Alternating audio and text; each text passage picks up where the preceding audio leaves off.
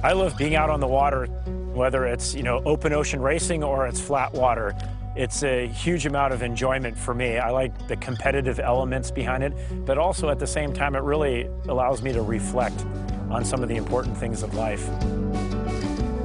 It's amazing how, despite all I've been through, my life will always be defined by one moment, one event. Sure, competing in the 1996 Olympic Games in Atlanta was a defining moment for me.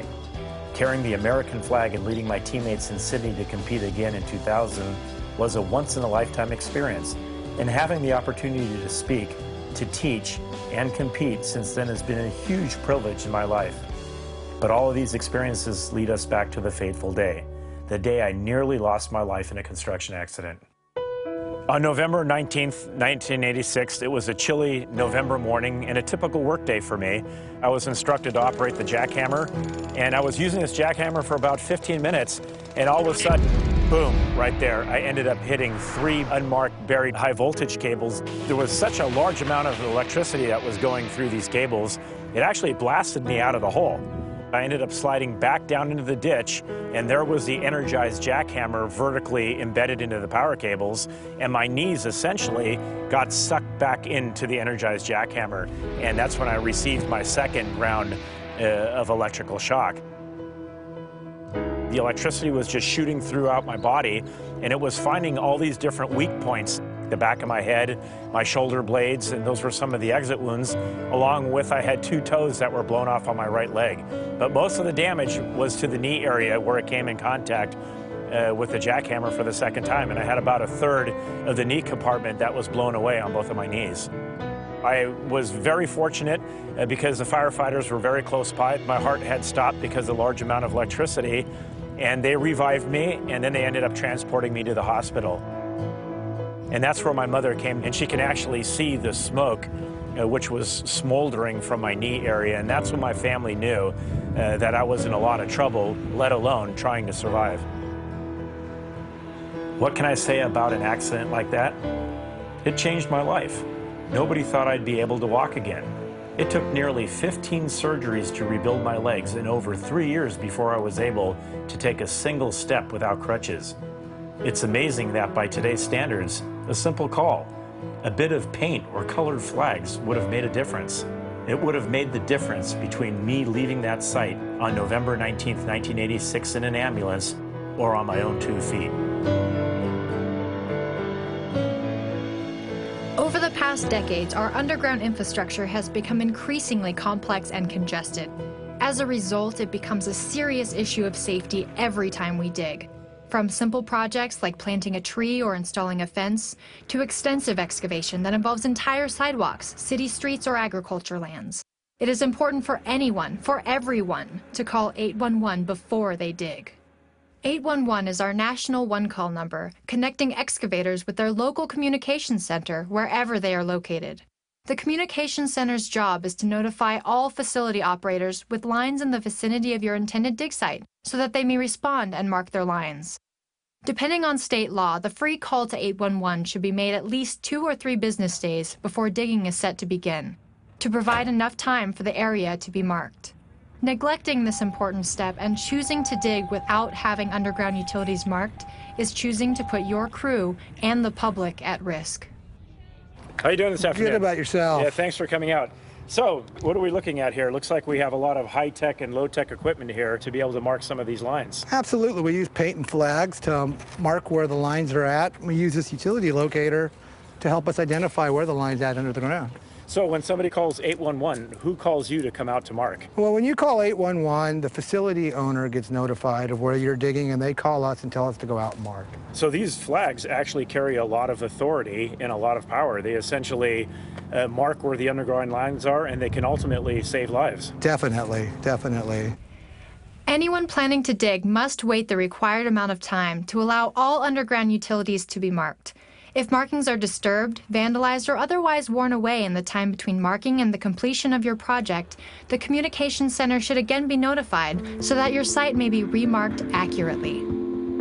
There are many opportunities during an excavation where safety precautions can and should be taken, because most accidents can be avoided. As a first responder, our primary consideration is always scene safety, and because we want to make sure that we are protecting the victim, and we also want to make sure that we're protecting the public. We can't stress enough the importance of dialing 811 before digging. It's the law.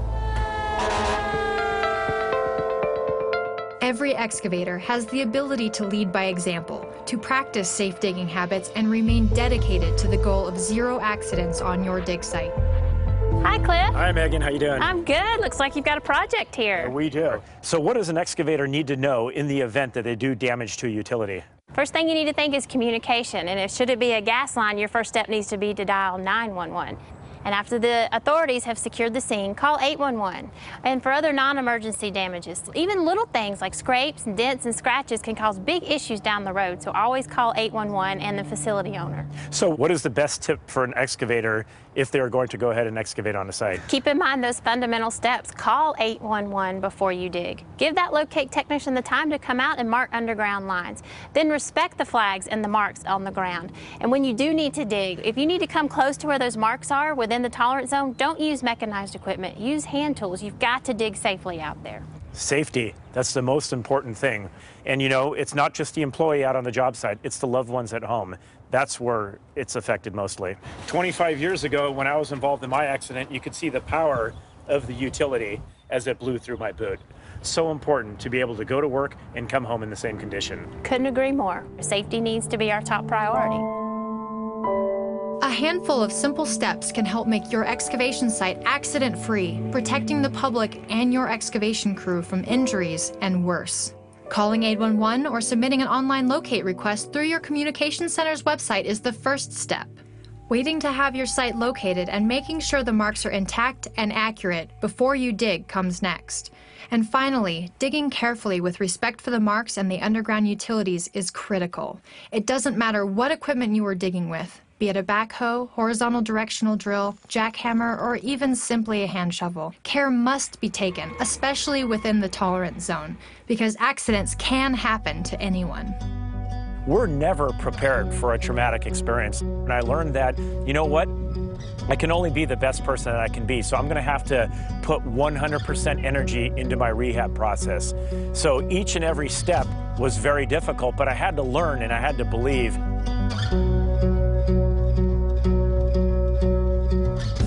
I didn't even know if I was ever going to be able to walk again, and going to being able to have this honor of representing my country 2 times in the Olympic Games and carrying that flag. You know, how does that correlate between the two? It all goes down to belief. You got to believe in yourself. It's that hard work. It's that determination. It's being able to go out there and build on your foundation. We've got to be able to set those goals, and going out there and being that best person that you can be. That's how you're going to achieve your goal. And you got to believe in it. You got to have faith. An accident-free dig site is our goal.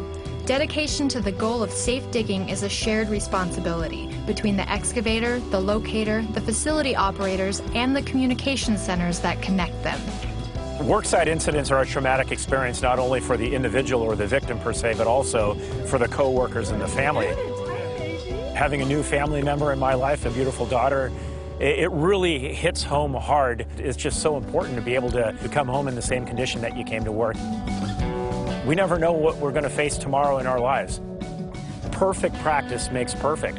It applies like that in sport. You always have to go out there and work on your fundamentals. The same applies when you're out on the work site. Practicing safety, you have to do that every day. You are choosing to be a hero every time you take the steps to have your dig site accurately marked, keeping your crew and the public safe. Because safe digging is often as simple as knowing what's below. Be a hero. Respect the flags. Brought to you by Georgia 811.